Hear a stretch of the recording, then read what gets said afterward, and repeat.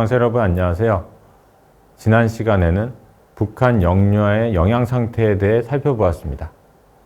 이번 시간에는 가계재산 상태를 중심으로 북한 주민의 생활 수준에 대해서 살펴보겠습니다. 사실 생활 수준은 재산 상태보다는 소비 실태에 대한 자료를 통해서 확인하는 것이 더 적절합니다. 그런데 북한 주민의 전반적인 소비 실태를 보여주는 자료는 찾기 어렵습니다. 그래서 이 시간에는 소비 대신 관련 통계 확보가 어느 정도 가능한 가계재산 관련 통계를 이용해서 살펴보려고 합니다. 그럼 가계재산 중에서 어떠한 부분을 살펴보는 것이 좋을까요? 이 표는 각국의 재산 수준을 지수화해서 국제 비교한 선행 연구에서 지수화에 사용한 자산 항목을 정리해 놓은 것입니다. 표를 보시면 TV, 냉장고, 승용차 등 내구 소비재 보유 여부, 주택의 바닥 재료, 화장실 상태, 침실수 등의 주거 환경, 그리고 전기, 상수도 공급 여부 등을 평가 기준으로 삼고 있습니다. 여기서도 이러한 항목 중 북한에 대해서 자료를 확보할 수 있는 항목 중심으로 검토하고 다른 국가들의 상황과도 비교해 보겠습니다. 먼저 내구 소비재 보유에 대해 보겠습니다. 북한 주민의 내구 소비재 보유 수준에 대해서는 김정은 시대 들어와서 몇 가지 조사가 이루어진 바 있습니다. 표는 국제기구에서 2014년과 2017년 조사한 북한 가구의 주요 자산 보유 수준을 나타낸 것입니다. 이외에 2019년부터 서울대학교 통일평화연구원에서도 북한 이탈 주민을 대상으로 설문조사를 할 때 재산 수준에 대해서도 조사를 하고 있습니다. 그 결과는 여기 제시된 국제기구의 조사 결과와 크게 다르지 않습니다. 표를 보시면 라디오, 텔레비전, 자전거 등은 대부분의 가구에서 보유하고 있으며 냉장고, 전기밥솥, 휴대전화 등도 비교적 많은 가구에서 가지고 있는 것으로 나타납니다. 하지만 세탁기나 모터사이클의 보유율은 낮은 것으로 나타나고 있습니다. 이와 관련해서 주목할 부분이 있습니다. 김정은 시대 이러한 내구재 수입이 크게 증가했다는 점입니다. 북한의 산업 생산 역량을 고려할 때 내구 소비재는 대부분 수입에 의존해 왔을 것으로 보입니다. 따라서 수입 규모를 보면 북한 주민의 내구 소비재 보유 수준이 어떻게 달라져 왔는가를 어느 정도 파악할 수 있습니다.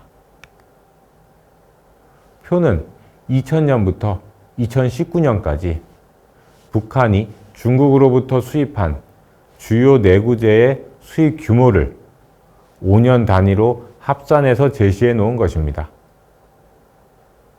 표를 보시면 컬러 TV, 냉장고, 오토바이, 휴대전화 등 주요 품목의 수입 규모가 2010년대 들어와서 크게 늘어난 것을 알 수 있습니다.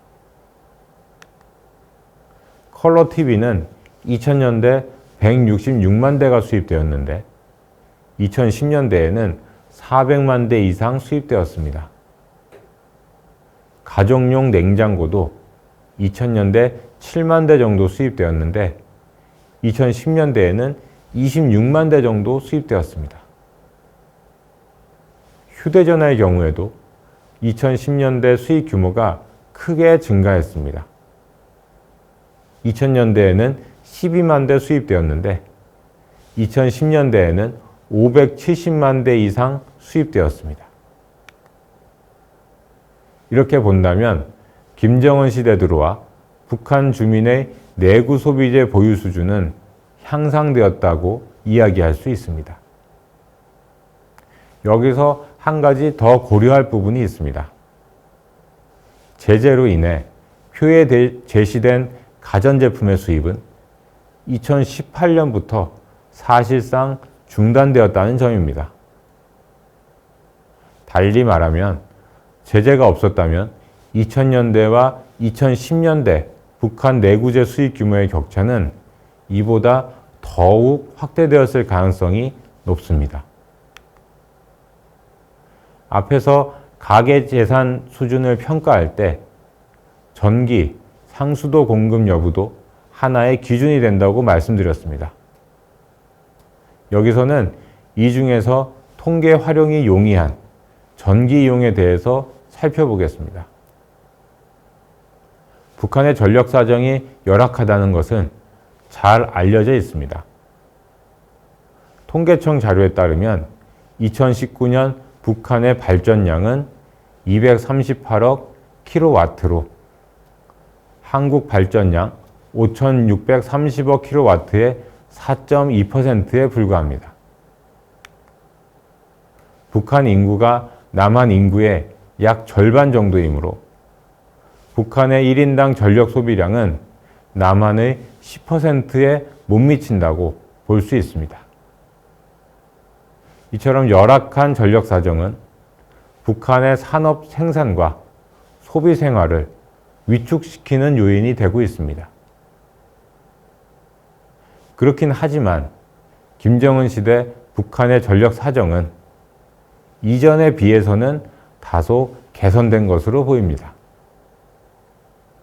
그림은 인공위성에서 본 김정은 시대 북한의 야간 조도와 전력 공급량 추정치를 연도별로 나타낸 것입니다.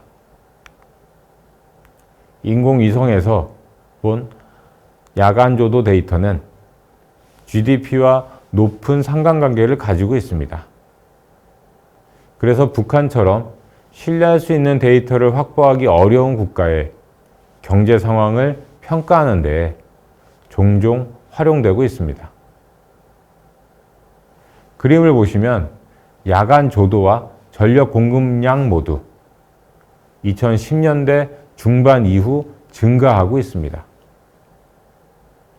특히 야간 조도는 2010년대 초반에 비해서 2010년대 후반에는 50% 가까이 증가하고 있습니다. 이러한 변화는 김정은 시대 들어와 북한의 전력 사정이 개선되었을 가능성을 보여줍니다. 김정은 시대 전력 사정이 다소 개선된 이유는 무엇일까요? 우선 북한 당국의 정책적 노력이 중요하게 작용한 것 같습니다.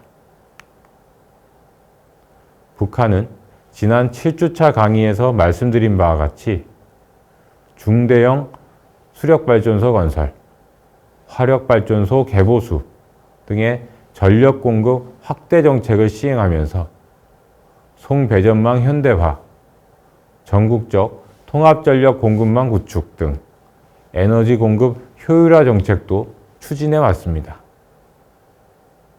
이와 함께 재생에너지 개발 및 이용 확대 정책도 추진해 왔습니다. 그런데 북한의 전력 사정이 개선되는 데에는 주민들의 자구적인 노력도 도움이 되었습니다. 2000년대 후반부터 북한에서는 소형 발전 세트, 태양 전지 같은 제품의 수입이 크게 증가했습니다. 2000년대 후반부터 이러한 가정용 설비를 이용해서 생활에 필요한 전력을 생산하고 활용하는 주민이 증가했기 때문입니다. 그림은 북한이 중국으로부터 수입한 발전 설비와 태양 전지의 규모를 나타낸 것인데, 노란색으로 표시된 소형 발전 세트, 초록색으로 표시된 태양 전지 등의 수입이 크게 증가했음을 확인할 수 있습니다. 최근 탈북한 북한 이탈 주민을 대상으로 실시된 조사 결과를 보면 응답자 중 72.5%가 북한에서 거주할 당시 집에 태양광 판넬을 설치했었다고 답했습니다. 지역에 따라서 어느 정도 편차가 있을 것으로 보이지만 자체적으로 발전 설비를 갖춘 가구의 비중은 김정은 시대 들어와 꽤 증가한 것으로 보입니다. 앞서 김정은 시대 북한의 가전제품 수입이 크게 증가했다는 것을 확인한 바 있습니다.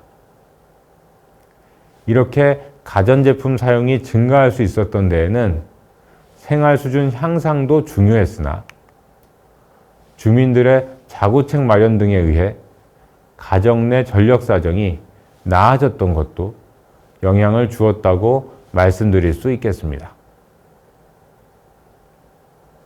이제 재산과 관련하여 세 번째로 주거 환경에 대해 살펴보겠습니다. 전반적으로 북한 주민의 주거 환경은 열악합니다. 1990년대 경제적 위기를 겪은 이후 살림집 건설이 부진해 주택이 대체로 상당히 노후화되어 있습니다.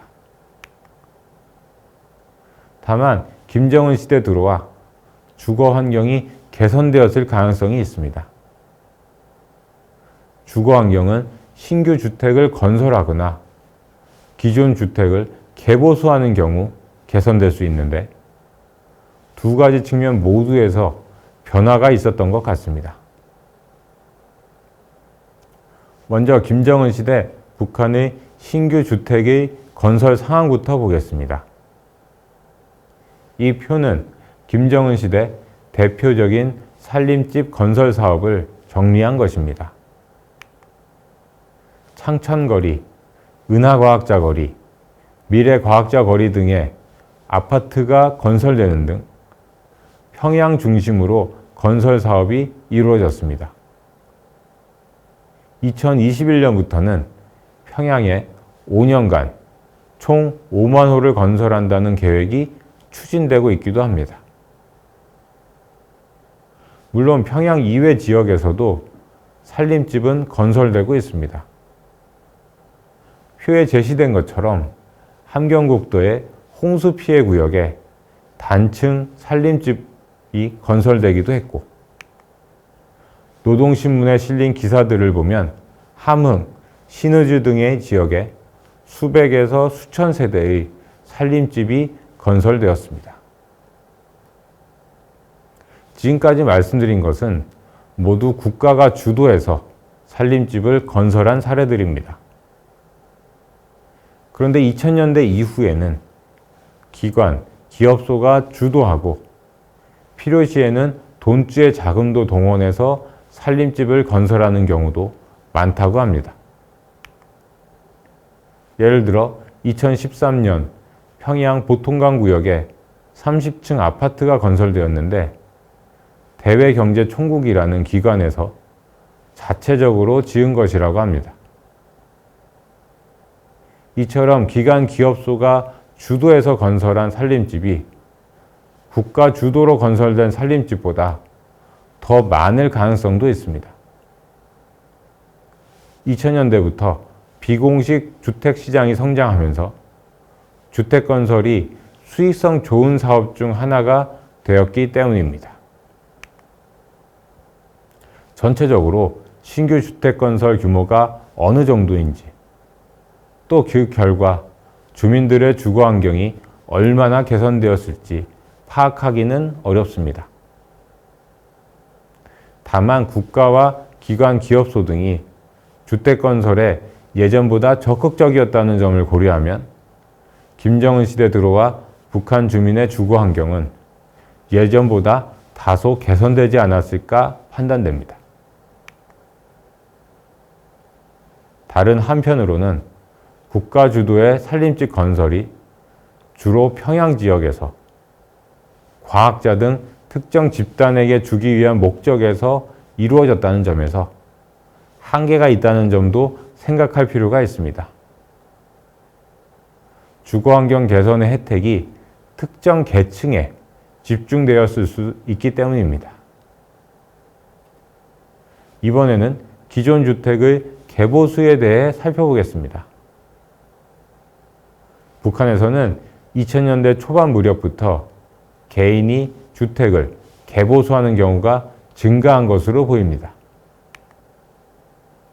최근에는 도시의 경우 분리되어 있던 세면칸과 변속칸을 합하는 식의 개조가 많이 이루어지고 있고, 농촌의 경우 창고 안에 화장실을 설치한다든가 취사와 난방을 분리하기 위해 부엌을 별도로 꾸리는 등의 개조가 많이 이루어지고 있다고 합니다.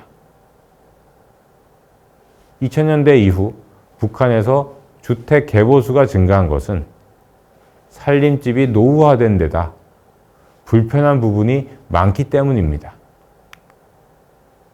앞서 창고 안에 화장실을 설치한다고 말씀드렸는데, 이는 화장실이 외부에 따로 있기 때문입니다. 주택 개보수가 증가한 또 하나의 이유는 앞서 말씀드린 것처럼 2000년대 초반 이후 비공식적으로 주택 거래가 활발해졌다는 것과 관련이 있습니다. 주택 거래가 활발해지면서 주택 가격이 빠르게 상승하자 북한에서도 살림집이 단순히 거주 공간에 그치지 않고 투자 대상으로 변모해 가기 시작한 것입니다. 북한 살림집의 경우 구조가 대부분 비슷합니다. 이러한 상황에서 개보수를 통해 차별화함으로써 살림집 가격 상승을 꾀하고 있는 것입니다. 지금까지는 주로 김정은 시대 북한 주민의 가계재산 상태가 어떻게 바뀌었는가에 초점을 맞추어 살펴보았습니다. 정리하면 대체로 가계재산 상태가 개선되는 양상이 나타났다고 이야기할 수 있겠습니다. 다만 제재 강화 이후 상황은 좀 다를 수 있어 보입니다. 일단 가전제품 수입이 중단되어 주민들의 내구재 보유 수준이 개선되지는 않았을 것으로 보입니다. 또 건설 관련 품목이나 태양광 관련 품목의 수입도 중단되어 주거환경 개선이나 전력 공급 확대에 지장이 초래되었을 수도 있습니다. 앞서 소개해드린 위성사진을 이용해 야간 조도를 측정한 결과를 보면 제재 강화 이후 야간 조도가 5.4% 감소한 것으로 나타납니다. 가계재산과 관련해 마지막으로 한 가지 더 살펴보겠습니다. 북한의 가계재산 보유 수준을 국제 비교해 보겠습니다. 앞서 각국의 가계재산 수준을 내구 소비재 보유 여부, 주거 환경, 전기 상수도 공급 여부 등을 기준으로 지수화해서 국제 비교한 선행 연구가 있다고 말씀드렸습니다. 그런데 이 선행 연구에서는 비교 대상 국가에 북한이 포함되지 않았습니다. 그래서 국내 연구자에 의해서 다른 국가와 동일한 방식으로 북한의 재산 지수를 구하고 이를 기존 연구에서 제시된 다른 국가들의 재산 지수와 국제 비교하는 연구가 이루어졌습니다. 그림은 이렇게 북한의 재산 지수를 구해 국제 비교한 결과입니다. 여기에는 북한을 포함해서 총 79개 국가의 재산 지수가 제시되어 있으며 모두 개발도상국입니다. 그림에서 재산 지수는 클수록 재산 상태가 양호함을 의미하는데 북한은 79개 국가 중 44번째로 높습니다. 중간보다 약간 낮은 쪽에 위치해 있는 것입니다. 북한은 1인당 소득을 기준으로 보면 저소득 국가에 해당합니다. 하지만 그림처럼 재산을 기준으로 보면 저소득 국가보다는 높고 중하소득 국가 중 평균 정도에 해당하는 국가와 비슷하다고 이야기할 수 있겠습니다. 이번 시간에는 북한 주민의 가계재산 상태에 대해 살펴보았습니다. 다음 시간에는 이번 강의에서 살펴본 분석 결과를 종합해서 북한 주민의 생활 수준을 평가해 보겠습니다.